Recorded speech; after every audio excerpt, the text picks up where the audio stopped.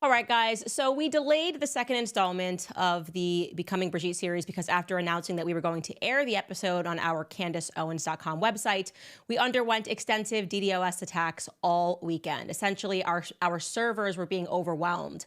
Then yesterday evening, we received a second strongly worded letter from the Élysée Palace from Brigitte and Emmanuel Macron. This time, it's a very brief letter, which we are going to show you in its entirety later on in the show.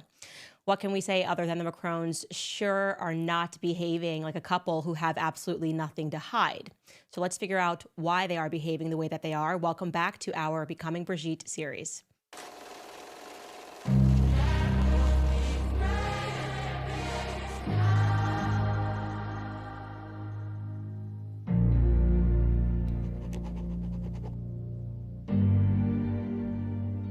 So a lot of people were wondering with the first installment, the entry to this series, why are the French people allowing this to happen? How could they allow all of these things to happen? And you're probably wondering how on earth Brigitte and Emmanuel Macron have pulled this off, essentially this mass suppression of the press so that none of us were even aware of all of this weird stuff happening in their country. How is it that Emmanuel Macron, who was virtually unknown to the public a year before he came into power, managed to scuttle the campaign of François Fillon, the man who was a shoo-in essentially for the presidency? How did he do all of this? Well, for English speakers, it's a bit like the rise of Barack Obama. Sure, yes, Barack Obama was a senator and he therefore was involved in politics to some degree, but his ascension into the presidency did sort of in many ways come out of nowhere. Except Barack Obama was not married to someone who was more than 2 decades older than him. Emmanuel Macron, just to be very clear, and I will state this again and again, was just 14 years old when he appeared in a school play at his school called La Providence. Brigitte, at that time, was a teacher at the same school who ran a theater workshop, okay? She was, in fact, 39 years old at this time and allegedly married with 3 children. One of her children, Lawrence, was the same age and therefore in school with Emmanuel Macron, okay? So the story goes that she saw him perform in a play and she was just swept away, eventually unwilling to resist her feelings for the much younger prince. So much so that she eventually divorced her husband. She broke up her family because of this. Of course, this is objectively a very creepy story. So how on earth did they sell it to the French public? That's where we need to begin here. The answer, of course, as always, is through a very intense propaganda campaign that is filled with lies and severe intentional misrepresentations. As Xavier Poussard, that is the journalist that broke this incredible story, puts in his forthcoming book, he wrote this, quote, "To sell this improbable story, intense propaganda was deployed across all media, television, radio, and the internet. Books praising Brigitte and Emmanuel and glossy magazine covers saturated the public space. The aim was to subliminally instill in the minds a storytelling designed by the cream of the Parisian specialists of public image. This pulpy narrative told the story of Emmanuel Macron, a precocious and virtuoso student at Lycée La Providence in Amiens. The press compared him to Mozart, who won over his teacher Brigitte, a dynamic, beautiful, and charismatic woman," end quote. So yeah, they sold this as a story of triumph over conformity, right? This age-defying love, perhaps, as we now know, an early nod to the written works of Macron's favorite author, André Gide, who, as we mentioned in a previous episode, was a self-admitted pederast. He raped Muslim boys, and he wrote about this openly. And despite this, he would wind up, or at least his book would wind up, in Emmanuel Macron's first presidential portrait. Incredibly creepy. On the 14th of April, 2016, when Paris Match, the magazine, devoted its first cover to Brigitte, the readers were told that one day in her heart, everything secretly changes.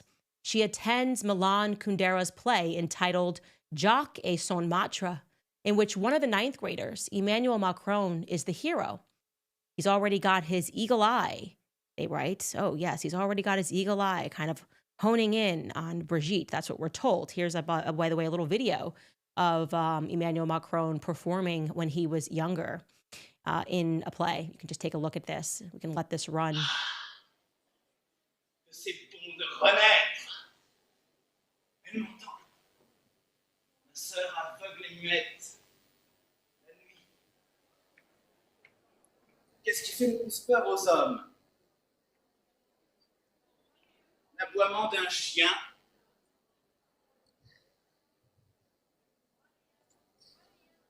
l'ombre d'un homme.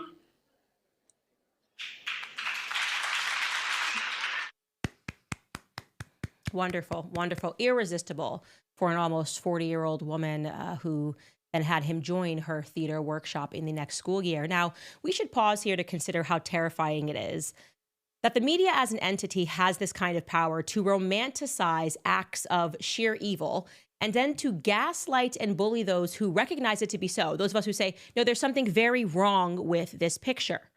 Anyways, no less than 60 newspaper covers were dedicated to Brigitte within a period of just 26 months. Paris Match alone thus far to date has dedicated 13 covers to Brigitte. Now, I would refer to that as sort of a psychological strategy of oversaturation, right? If you give the public so much information, whether it's true or false, it becomes immediately implausible to the average person that there might be something hidden, right? Because you're like, well, there's so much information. It becomes sort of the media bystander effect. If so many people are covering the story, then the story must be covered. It's already covered. There's nothing left for us to learn. So I'm going to now tell you the official legend that was established about Brigitte Macron in these early days by the media. It is as follows. First and foremost, they told the public that the age gap between them was that he was 17, an outright lie, and that Brigitte at the time was 36, also an outright lie. Now let's go through the timeline of Brigitte's prior life, which was asserted by this same media, okay? They tell us that in 1953, on April 13th, 1953, ironically the same date that the MK Ultra program came into existence, Brigitte Trogneux, maiden name Trogneux, was born in Amiens. She was the youngest daughter of a family of confectioners who prospered in northern France. Then they tell us that after a strict Catholic education with the Sacred Heart Sisters in 1974, when she was 21 years old, she married a man named André Louis Ozier, becoming then Brigitte Ozier, married to a bank executive.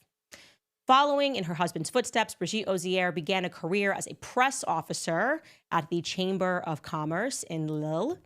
And then they went on to have 3 children. One, firstborn, Sebastian, in 1975, a son. Then they had Laurence, a daughter. That's the one that was the same age as Emmanuel Macron and attended school with him. They had her allegedly in 1977. And then came Tifon. Tifon, you will come to recognize, is really the only one of the children that speaks out and defends Brigitte Macron, which is quite interesting. They had her allegedly in 1984. And then the story goes that after becoming this press officer and working there at the Chamber of Commerce, she decided to switch to teaching at some point in the mid-1980s, first in Strasbourg as a literature teacher at the Lucie Berger Protestant College, then, of course, at La Providence, the Jesuit college back in her native Amiens, because her and Emmanuel Macron are from the same place. So in 1991, she went back there. And of course, while she was there, she fell head over heels in love with the brilliant student, Emmanuel Macron. Now, this entire story was being painted absent any pictures, right? And so as the press was selling this, they tried to get readers to imagine that Brigitte was just irresistibly sexy and hot, right? Like she was this sort of 1980s pinup doll. Just unbelievably like a Claudia Schiffer type. This was the image they were trying to paint in their head. Like she's older now, but ooh, if you had seen her when Emmanuel Macron saw her, she was like a pinup, and she was wearing short skirts. They talked about how she used to wear skirts and how all the boys were just drooling over her. All of these boys who happened to be going through puberty at the school, fantasizing about this hot Claudia Schiffer type teacher. And of course, the brilliant virtuoso Emmanuel Macron and her then began this sort of clandestine affair. Years later, in 2006, recognizing that she was hopelessly in love with Emmanuel Macron, she made a huge decision to break up her family by divorcing her husband, André Louis, the banker, and marrying her former student, Emmanuel Macron, just a year later in 2007. Okay. Again, that's the legend that was established by the media. Now, to control the public image of Brigitte, the couple brought in, well, a woman known as Michelle Marchand. She goes by Mimi for short. That's the woman I'm showing you right here on the left-hand side, walking next to Brigitte. And she is known as the Pope of celebrity press, the Popess of the celebrity press. You do not cross Mimi. I'm talking about this all week. PR firms, people that they're at the top, she will break you down if she needs to. You can see all sorts of trials she's been involved in. She has been accused of using tactics of blackmail and coercion. We'll get into that in a little bit. And her task was to essentially flood the public with these hyper-selected photos of the wannabe presidential couple looking airbrushed and fabulous. Just sell this idea that nothing weird happened in the past. And so Mimi was able to enjoy essentially near exclusivity on Brigitte's image through her photo agency, which is known as Best Image. You will find, as we get deeper in this series, you yourself are going to fall down this hole and you're going to start looking for photos and trying to verify things about Brigitte's past. And you're going to see in the corner that a lot of these photos say Best Image. Yes, that is Mimi Marchand's photo image business. It means Mimi was in control of this image. Now, as far as the conversations that were being had between Mimi and Brigitte, there was one person acting as an intermediary. And that person's name is Xavier Niel. He is a billionaire, you should know, one of the wealthiest men in France. And I should mention that he is also the son-in-law of Bernard Arnault, the CEO and the chairman of LVMH. Yes, that LVMH, Louis Vuitton, Moet, and Hennessy. In January of last year, Bernard Arnault overtook Elon Musk to become the richest man in the world. Okay, Bernard Arnault's children, two of them, were actually taught by Brigitte in school. And you should know, two of his children were taught by Brigitte in school. Later, Brigitte developed a close relationship with Arnault's eldest daughter, who she didn't teach, Delphine, who would go on to become Brigitte's clothing provider through, obviously, Louis Vuitton's artistic director and stylist. Okay, just to follow that, Bernard Arnault has a daughter, and she gets involved in styling and dressing Brigitte Macron, the first lady. And she does this, obviously, through Louis Vuitton and taps their artistic director to be the stylist. That artistic director's name is Nicolas Ghesquiere. Now, why am I telling you about that? Who cares what Brigitte is wearing? Well, you should just know as another fun fact that this man is the main promoter of transgenderism and androgyny in the fashion world. He's huge, okay?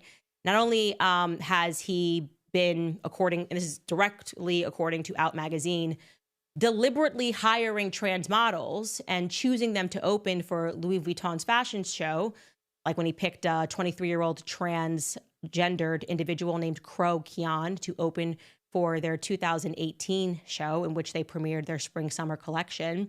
But Ghesquiere also has taken it upon himself to launch the careers of a ton of transgender models all throughout the fashion industry, like one person named Teddy Keane-Livon, who has thanked Nicolas profusely, who at the age of 23 became a household name after being discovered by Nicolas Ghesquiere. At the age of 21, he was discovered. By the age of 23, he was thanking him. And so this is just the person that's dressing Brigitte. I digress. So what? Okay. Brigitte's stylist specializes in transgenderism in the fashion world as a creative director for LVMH. Coincidence, you could say, right? Fine. Okay. The point here is also to demonstrate the kind of power that surrounds Brigitte, because when we consider how it might be plausible for a story this big to have been intentionally covered up by the mainstream media, yeah, well, it's kind of important to know who is the surrounding cast and how powerful these people could be. The other point is that Xavier Niel, going back to him, that's Bernard Arnault's son-in-law, who was the go-between between the wannabe presidential couple and Mimi Marchand, our Pope press lady. Xavier Niel and Mimi met through a shared lawyer because both of them have a bit of a checkered past, okay? Xavier, in the 1980s, helped develop a chat service that was dedicated to cyber sex, and it became incredibly lucrative for him. And then he became part owner of a chain of peep shows And one of them was later found to be a front for a prostitution ring. And in 2004, he was arrested on charges of aggravated pimping. I should be clear here that those charges were later dismissed. But I do also here want to quote Xavier Poussard's book. He says this: a lot has been written about Xavier Niel, the father of the free box and the €2 cell phone subscription plan. Essentially, this is like, just to make it clearer for English listeners, it's almost like Verizon bundle. This is how he became extraordinarily wealthy. Today, he is a full member of the global hyperclass, connected to all the Silicon Valley big shots and propelled by Henry Kravis to the board of directors of the powerful American investment fund, KKR. However, the role of its storage service, DL Free, in hosting child pornography is still too little unknown. And Free has even been described by the Canadian Centre for Child Protective Services as the largest source of child sexual abuse images. Okay. Now, you can go down that line. You can look up what the Canadian Child Protection Project Arachnid is and why they started going after this, and that's connections to Xavier Niel, but that's not what we're here to talk about. I'm here to tell you about how he met Mimi Marchand through a shared lawyer, because she was serving time, Mimi Marchand, after being accused of various things. She had racked up a string of suspended prison sentences in the 1980s and spent 2 years behind bars awaiting trial over her involvement with her gangster boyfriend, who is identified in her biography as Hafid, even though eventually she was not convicted. And then eventually Xavier Niel gave her money to save Best Image. Then in 1998, she was handed another 3-year suspended sentence over another former boyfriend and a whole drug dealing operation. And through that, Xavier helped her out financially, of course, in 2024, when he saved her photo agency again, Best Image. And in turn, for him having saved Best Image or helped her out, I am sure that she looks after the images of him and his associates in the public, okay? So just how central was this woman, Mimi, in creating this image of Brigitte to the public, okay? This woman who is known to be a little bit of a gangster behind the scenes. Like I said, you can look into her yourself, Mimi Marchand. In fact, I think the New York Times just did a takedown piece of her and all of her involvement. Well, just over a year after Macron was inaugurated, the president of France, Mimi had this picture of herself taken in the presidential office, making a V for victory sign with her hands.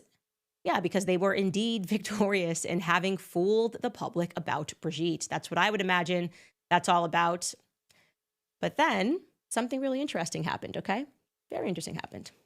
Brigitte and Emmanuel, shortly after that photo was taken, made the decision to sort of carefully pull away from Mimi Marchand, their PR fixer woman, because she was involved in another scandal. And you guys, I'm telling you, it just seems to be a lot of oopsies around this couple. It's weird, okay? So Mimi also shares another friend with Brigitte. They have a mutual friend in a billionaire, and that is named Marc Ladry de la Charrière, okay? Marc is so close to Brigitte, to be very clear, so close to Brigitte Macron, and he enjoys being photographed out with Brigitte Macron, so close that they decided to attend the production of a show together, a show called Starmania. And you're going, wow, why do I remember Candace talking about Starmania on the last episode? Oh, because that was the show that they attended together that was produced by Thomas Joly, where Brigitte then handpicked Thomas Joly to do the Olympics. So Marc Ladry was with her, okay, at that premiere when they were like, this is the right guy to throw on these Olympics, which, the Olympic show, which had obviously transgendered individuals, we had drag queens that were strutting. There was a lot going on that offends my Christian senses, and I would call it satanic. Anyways, you're probably wondering why Mimi's mutual friend with Brigitte caused a problem for the presidential couple, in which suddenly they said, we've got to back away from Mimi. Well, Marc, that guy Marc Ladry, another billionaire, happens to have a really troubled son named Jeremy. And shortly after Mimi took that picture in the presidential office, it was revealed that Mimi did her friend Marc a solid by keeping Jeremy's name and his face out of the press, because she runs the press. Like, she's like a press gangster, so to speak. Jeremy, his son, was the former manager of a children's entertainment company who was twice convicted, once in 2008 and once in 2015. And you're never going to guess what it was for: child pornography cases. And then again, beyond this time, and recently in 2004 and 24, the mother of his children summoned police to their place in Marrakesh out of fear after she went through his computer. And they have very young children. The ages at that time were 3 and 1, I believe, after discovering even more images on his computers. Investigators collected 4,000 images of children on his computer, naked children that were being raped. For that, he has, by the way, gotten another slap on the wrist. What I was able to determine online, and again, obviously French is not my first language, is that he's been sentenced to just 8 months for that, and that sentence has been suspended, meaning it won't happen until down the line. That's the last I could find on it. I'm happy to correct that if that information is wrong. So that's 3 child pornography convictions for Mark. And Mimi helped cover up the one in 2015. And so anyways, covering up Jeremy's tracks and that conviction was a bad look for the newly presidential couple. And so they began to pull away from her. But Mimi's kind of one of these people, like we were talking about yesterday, these PR agents that you just don't cross, okay? And she didn't like that. She didn't like that people were starting to say that she was on the outs, that she was no longer allowed into Élysée Palace. Then a book was published in October of 2018 called The Book of Mimi, and it became even more clear that she was persona non grata in the presidential inner circle, and she was no longer invited to attend the Thursday meetings at the Élysée. And so what does a PR person do when they feel burned? They drop a bomb in the press. And it looks like she indeed dropped a bomb, an explosion in the press about Brigitte Macron in the magazine called Closer, okay? Brigitte had somehow been spotted at the entrance to the American hospital in Paris, reportedly for undergoing cosmetic surgery under general anesthesia. And the First Lady was furious about this publication, okay? She publicly condemned Closer magazine for her favorite invasion of privacy, okay? Understandable if you're at the hospital getting some work done. Her reaction, though, seemed like an overreaction, especially to journalist Xavier Poussard. It just struck him as odd because a year earlier, another magazine called The Express had similarly outed her for going under the knife with a doctor named Dr. Sydney Ohana, and yet she didn't care. She didn't face that doctor and the Express did not face any public condemnation. Brigitte was not mad at them. So Xavier's going, what particularly about this publication and Closer made her freak out, made her go so far as to set for the first time a precedent in which the First Lady came out and publicly condemned the press? So he began poring over that article in Closer, trying to understand, what did I miss? What did I miss? What's in here that set her off? And he found it. You see, while Closer had not named the surgeon, they didn't at all name the surgeon who worked on Brigitte, they did this sort of petty thing where they left a massive, undeniable clue as to who the surgeon was. In the magazine, they described the surgeon as a, quote, eminent and media-savvy plastic surgeon who would keenly quote Victor Hugo, his favorite expression, woman's flesh, ideal clay. Well, there was only one surgeon who had been featured in the press with that quotation just a year earlier in Paris Match, and his name was Dr. Patrick Buey. He's a plastic surgeon at the American Hospital in Paris, who in that Paris Match feature, which was entitled Operation Young Again, replied to a question that he was asked, and he said, woman's flesh, ideal clay. Now, why was this a bombshell in Closer, or rather a threat that was made, a shot that was fired, if you will, to Brigitte Macron? Because in France, Patrick Buey is known most eminently for one thing: feminization surgery. He is the king of transgendered feminization surgery, to soften the face features. If you are a man trying to become a woman, it will soften your face features with feminization surgery. And if there was any question that was remaining in anyone's minds as to whether or not he was indeed being used by Brigitte Macron, they needed to just wait until 2023, because here's a picture of them together. Yeah. Years later, in 2023, Emmanuel Macron decided to award Dr. Patrick Buey with the French Legion of Honor, a high distinction in the French Republic. Imagine the medal, it's the Medal of Freedom in America. He's being awarded that. We're going to pause there because that is a lot of information for you to digest, information for you to unpack, and information for you to research. Again, we are at the very tip of the iceberg when it comes to this couple and the connections and the power that they have and how they were able to execute this farce in the public. What we will show you in the next episode is how the storyline begins falling apart. And we can bring up that timeline again, how this perfectly curated idea of Brigitte's background, absent any pictures, people started to go, wait a second, something's not right here. And it sort of begins with just a couple of pictures that are released of Brigitte Macron in those years when she was allegedly a pinup doll. And she didn't look anything like a pinup doll. And she wasn't wearing short skirts. She was wearing baggy suits. And no, it didn't seem like someone in which teenagers would be falling over themselves. Here she is right here. There she is in her teaching days. That's the hot pinup Claudia Schiffer-esque. And people began to go, wait a second, are we just being sold a bunch of lies? And the answer, of course, is going to be yes.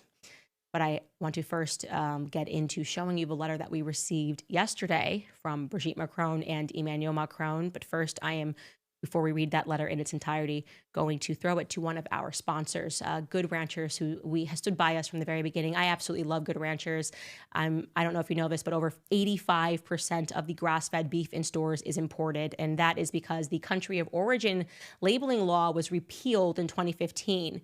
So now meat can be packaged here in the U.S. and earn a product of the USA label, even if it was born, raised, and harvested overseas. The truth is, much of the meat on the grocery store shelves is filled with things that you don't want: antibiotics, hormones, questionable origins, and even harmful seed oils. But GoodRanchers.com is changing the way to buy meat. Their meat is born, raised, and harvested right here in the USA, so you know exactly where it comes from. It's free from hidden additives, no antibiotics ever, no added hormones, and no seed oils. You can also check out the exclusive Candace Owens box with my hand-picked selections. Support my show, and you can directly support American ranchers by going to goodranchers.com/Candace to shop today. And right now, Good Ranchers is running their New Year New Meat promotion, so you and your family can easily get the quality that you deserve. Subscribe to any of their boxes and get free ground beef, chicken breasts, or salmon in every order for a year. Plus, you'll get $25 off when you use my code Candace at checkout. That's high-quality, clean protein in every order, delivered to your door for free for an entire year. So visit goodranchers.com today, and don't forget to use my code Candace, and you'll claim your free meat and $25 off. All right, guys. So the letter, crazy. We are really just, I don't even know what to say here. I don't know what to say.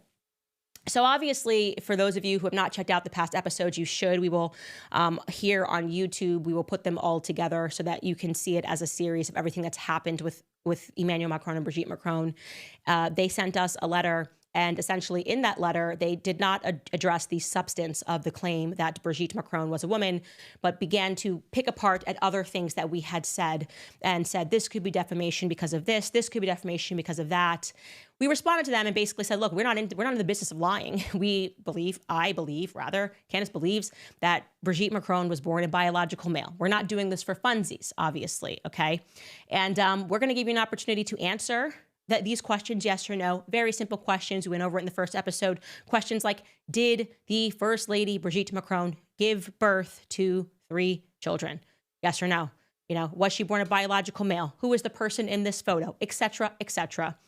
And they did not answer us at all. We gave them, I think, what would amount to 10 days, more than 10 days perhaps, to respond before we launched the first installment of our series. We got no such luck. Then after the first installment, the introductory episode, last night, we received an email from their legal team here in the United States. And I kid you not, I'm just going to read it to you in its entirety because I've realized that they're trying to assert the claim that we picked and chose what we read to you. Yeah, it was a 100-page letter. We didn't have 3 hours, and none of it answered our question as to whether or not Brigitte Macron was a man. We get that you're trying to pretend that mistakes about colorization, could amount to defamation. We know your game. So let's jump into this letter that we received, and I'll explain to you what they're referencing and what we said back to them in our letter. So you can see it starts with letting us know that this is regarding, or since it's in the corner there, confidential, not for publication or attribution. I really fail at that. Then they say it's regarding false and defamatory statements about Presidential Emmanuel Macron and Brigitte Macron. They say, we write again on behalf of our clients, President and Mrs. Macron. That's the last time I think you're going to hear really about Brigitte. We were disappointed in your January 16, 2025 response to our December 3rd, 2024 letter. Despite our warnings and with full knowledge of their falsity, your client has doubled down on her defamatory allegations. We're going to get to those, and indeed expanded the scope of her defamation. We had wanted to spare Ms. Owens the embarrassment of openly confronting her false claims, but instead of doing the right and responsible thing, it seems she relishes in the public attention. So basically, they wrote me the first legal threat to spare me, you guys. They were just like, we want to help you and let you know that some things you said were wrong. And so this letter is a warning to you. How kind of this couple, truly to find this in their heart. Let's keep reading. Since our letter, Ms. Owens has published several X posts and additional podcasts, further defaming the Macrons. To the extent that the Macrons' claims suffered from any of the legal deficiencies you pointed out in your letter, which they did not, Ms. Owens has eliminated any doubts about such claims and strengthened them with her new statements, most egregiously. On January 13th, 2025, Ms. Owens falsely implied that the Macrons were responsible for the death of a journalist investigating them. Okay, let's pause there because you guys watched the first episode. They're just lying here, right? I literally told you that every journalist that tries to touch this story, something happens to, okay? And it is a fact that Isabella Ferreira was working on the story, had messaged, according to her friends, saying that she had a bombshell about Emmanuel Macron and a Brigitte. The French press has reported on this, and then she was found dead floating in a river, okay? Or a pond, whatever it was. And the public said that she had drowned, and her friends said that she was not suicidal. And the press said that she had maybe taken some pills. I don't remember. The point is nowhere in the first episode did we say that Brigitte Macron and Emmanuel Macron assassinated this girl. We told you what happened, okay? Let's keep reading here. That incendiary implication is factually false, offensive, and incredibly damaging. Ms. Owens repeated this false claim on January 31st, 2025, and bolstered the implication, because they're not saying I said it, they're saying you implied it, by stating that she, meaning me, did up on security after getting the letter from Macron and because of things that we know about their network and things that are happening. Like I said, every journalist that tries to get this out. Yes, that is not a lie. That is the truth. We have upped our security and we were responding to the chat, people saying, get yourself some good security. And of course, when you have people walking around your property and you have young children and you understand the extent of the stakes that are in this, getting and upping on your security, that is my right. Okay. You don't get to tell me that I can't tell the public the truth about that. Let's keep reading to see what they're upset about. In another outright lie, Ms. Owens has repeatedly stated that the Macrons admitted Mrs. Macron statutorily raped President Macron in our December 3rd letter. That is a complete fabrication, as no such admission was made within our December 3rd letter or anywhere else. No, to the contrary, we showed exactly what you said, where you admitted that Emmanuel Macron was 15 and you admitted that Brigitte was 39. And we said to the public, that is therefore an admission that it is statutory rape, because the laws at that time stated that there could be no consent if the adult had authority over the child. And given the fact that that was a teacher and Emmanuel Macron was 15 years old and not of the age of consent, that would constitute statutory rape. So we didn't say that you wrote that this is statutory rape. We said that you admitted to it, whether knowingly or not, by saying what I believe to be the first time asserting in writing that their ages were 39 and 15. And to be clear, we are asserting that their ages were actually, in fact, 39 and 14, because 14 years old undeniably was the age in which Emmanuel Macron participated in that play. Let's keep reading. Your client's recklessness in making these false and damaging assertions is staggering. It goes on. You spend most of your letter discussing actual malice, but the well-documented evidence of actual malice here is overwhelming, and your client has only added to that record with her public statements after receiving our letter. As we laid out in our December 3rd, 2024 letter, Ms. Owens relies on facially unreliable sources to perpetuate an inherently improbable conspiracy theory, despite the evidence refuting its truth.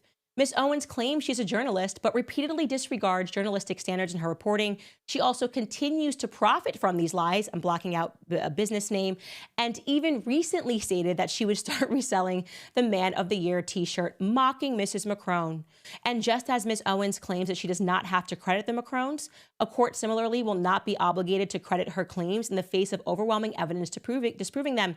So they're saying literally a lot of nothing here other than it's an improbable conspiracy theory. All they have to do is write, Brigitte Macron was born a biological female. We are telling you that is a fact. They won't do that. Brigitte Macron gave birth to 3 children. Their names are Lawrence, Sebastian, and Tifon. We are asserting that as a fact. Please correct the record. In our letter to them, we said, we are happy to correct the record. We are happy to tell the truth. We even offered to fly to France to conduct the interview so that Brigitte could respond on record herself. We said anytime, any date. You let us know from here until, I think we gave them until March something. We will get on a plane and we will fly to you because we don't want to lie about this. And we're asking you to answer these and if you don't want me to come and you don't want to invite me in the Élysée Palace, then please just answer these 21 questions so that we can include it in our reporting. They are declining to do so and instead saying it's an improbable conspiracy theory. That's it. That's what they're saying. Okay, let's keep going because the letter's almost over. This is all it says. Since receiving our letter, Ms. Owens has supplied us with even more evidence. Okay, sorry, actually, we just went over that. Oh, no, that's right.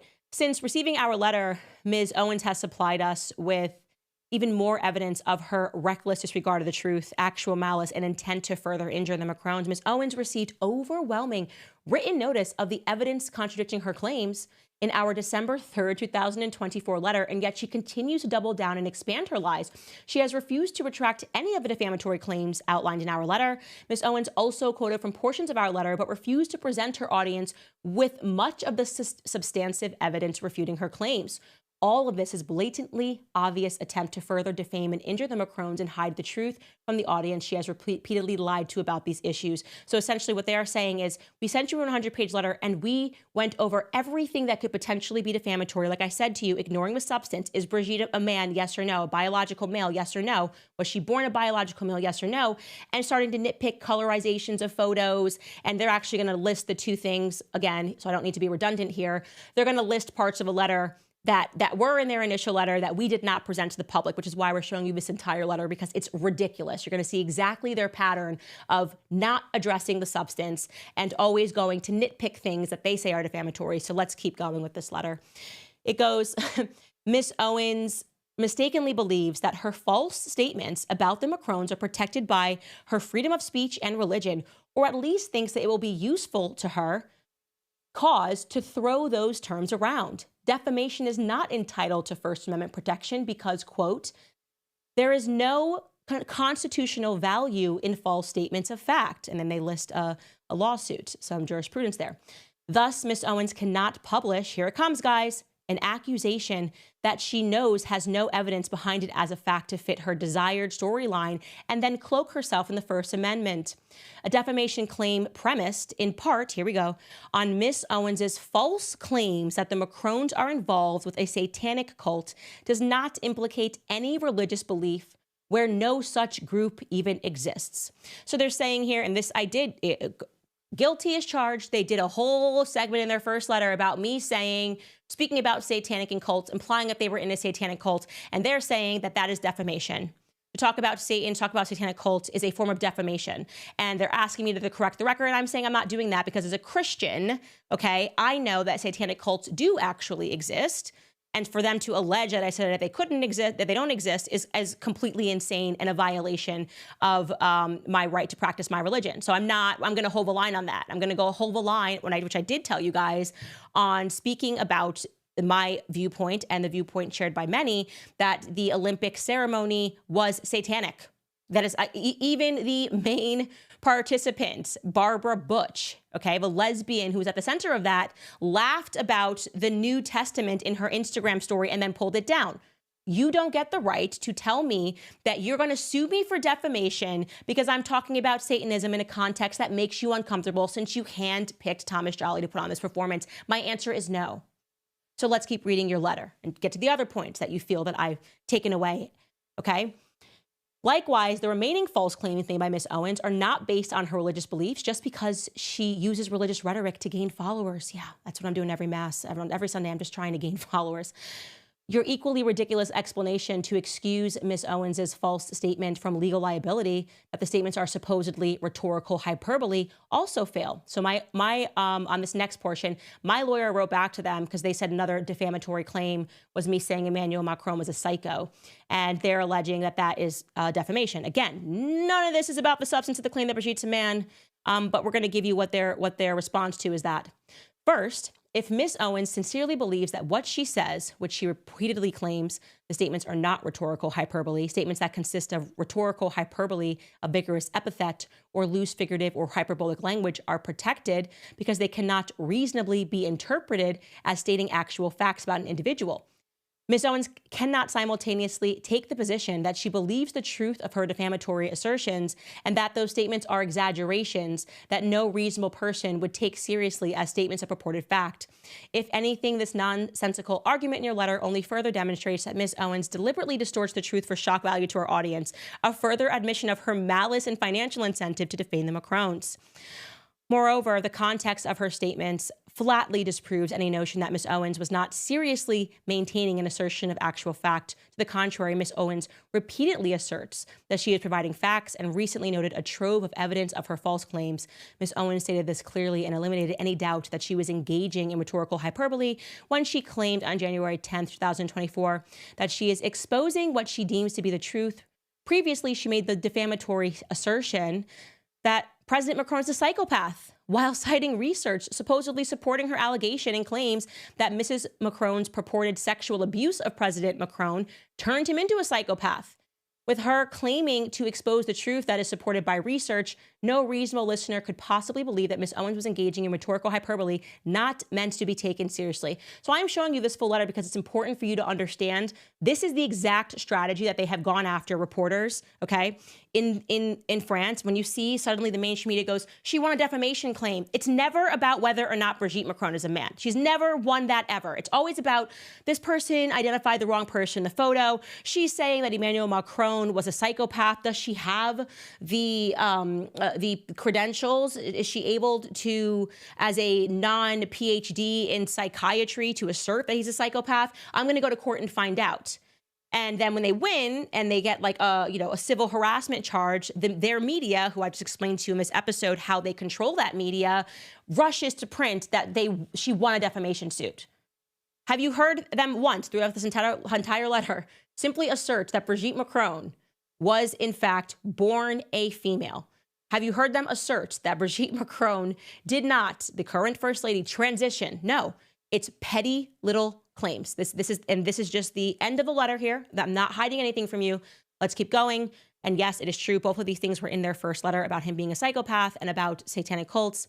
They wrote that your claim that the Macrons have not been damaged by your client's false statements is further belied by the second sentence of your January 16th letter. In your words, Candace is an international sensation.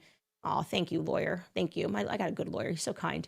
Her false claims have reached an international audience. The views, the likes, the comments, the downloads, the shares of her false statements provide conclusive proof that Ms. Owens's fabrications are believed and repeated. It is self-evident that Ms. Owens's proliferation of these false claims has resulted in impairment of reputation and standing in the community, personal humiliation, mental anguish, and suffering. Suffering so much so, ladies and gentlemen, that they won't just simply answer the basic question that we are asking. Are you Brigitte Macron? Were you Brigitte Macron born a biological female? Circle yes or no. Please stop with these letters, please. Anyways, it wraps up by them demanding this rather bizarre demand. Lastly, your letter does not acknowledge our legal hold demand. For your convenience, we repeat it here. Till these issues are resolved, please ensure that your principals and all of your sources are preserving and retaining emails and text messages, audio, visual recordings. Yeah, okay, dummy, it's all here on YouTube, okay? Like, oh, what do you think we're hiding? We've already asserted what we think. I've said it 1,000 times. I believe Brigitte Macron was born a biological male, okay? And then transitioned into a female. That is my belief. I don't know how many times I can say it. What do you think you're gonna find in my messages? Like, what's your smoking gun here? You got it, dude. We're acknowledging it publicly. We will keep all of our YouTube files. We will keep all the video files. We'll keep our text messages, our logs, our tweets. Okay? Our tweets, so you can show that I meant what I said, and then you can explain why it is that you can't just answer the questions. Again, this is just an intimidation tactic. They obviously have not answered any of our questions to put an end to this, which completely removes them from this claim that they're being so mentally anguished, but they can't just simply assert the truth, dancing around things that nobody cares about. Nobody cares.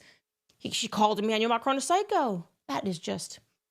that hurts. But he didn't care, obviously, when the Algerian press referred to him as a homosexual psychopath. They weren't sued. It's coming after Candace. No, a lot of people have asserted that Emmanuel Macron is a psychopath and have not been sued. But he wants us to know he's really serious. He's coming to Tennessee. I think, do it. Stop wasting your time with these letters. Go, file the lawsuit, okay? The entire world wants to know the answer to the question. And I believe I already know the answer to the question. Like I said, we are peeling back the layers of this onion very slowly, helping people to understand who is in your circle, how we were able to pull this off, how you were able to gaslight the entire world, which you're doing right now, okay? Because this is what you do. We're going to reveal your legal strategy of not addressing the elephant in the room as you complain about things around it. Oh gosh, well, she said psycho. She said, oh, he's a psycho. How could she say that? He's so hurt. He's anguished. You're pathetic, Emmanuel. Okay, you're absolutely pathetic. This letter is pathetic. So when you send me back a letter and then quote me saying that it's pathetic, just know I'm going to stand by that too. Okay? I believe in Satanism. I don't think it's a figment of anybody's imagination, first and foremost. So good luck with that in American court, especially in the South, where people still have faith, you know? And good luck trying to prove that you're not a psycho when tons of people have purported in the press that you are psychopathic and that they saw that during COVID. Tons of people wrote about that, about your mental condition, and you will never, ever, ever get me to transform my opinion that you were groomed by the person you eventually married in 2007, Brigitte Macron. I believe she's a man. How many more times can I say it? How many more ways can I say it? Should I say it in French? Parlez-vous français? Should I learn a little bit of French to say it in another way? This is just getting ridiculous, okay? The entire public is now paying attention, Emmanuel and Brigitte, and I know you're staying up late to watch this at the Élysée Palace, probably all in a room. You're probably standing next to your next PR agent now that you've sunk Mimi because things were becoming apparent about her history. I know that you're worried about this, not because of somebody calling you a psycho. How thin-skinned could a G7 leader get, okay? But you're worried about the substance, and we're going to get to the substance, and the entire world is going to watch us do it. So I conclude this, Mr. and Mr. Macron, by thanking you for promoting this series in the only way that you know how, by crying like little babies publicly and thinking that I'm going to keep this private or secret. I believe in radical transparency. I tell my followers everything because I view them as friends. I don't even view them as fans. I view them as people who, like me, are concerned citizens who have a right to know who the hell is running our countries. It's that simple. And I'm very concerned about who is running your country. I'm very concerned about it. I'm very concerned about their ties to the American media. And I'm very concerned that most people in the world are just hearing about this story, which is demented, okay? And it gets more demented every episode. So we're not going to stop. And whoever it is behind the DDoS attacks, you're not going to be able to stop this. For those of you that are watching, we ask you to support our work as independent journalists, obviously. The best way for you to do that is to go to CandaceOwens.com. You can give a gift. You can buy some merch to support us. I know overseas sometimes that can be a lot with the fees that they include on shipping, but you can just give a gift and support us that way, or you can sign up for all of our offerings on CandaceOwens.com. I would deeply appreciate it. We are aware that everything that we do, we take tremendous risk, but we feel that it is necessary risk to protect children. And that's what this is about at the end of the day, protecting children from people that we believe are predatory. And I believe that Brigitte Macron was a predator. Make no mistake, I believe she is a predator. I believe that she's manipulating the press and manipulating the courtrooms. It's predatory.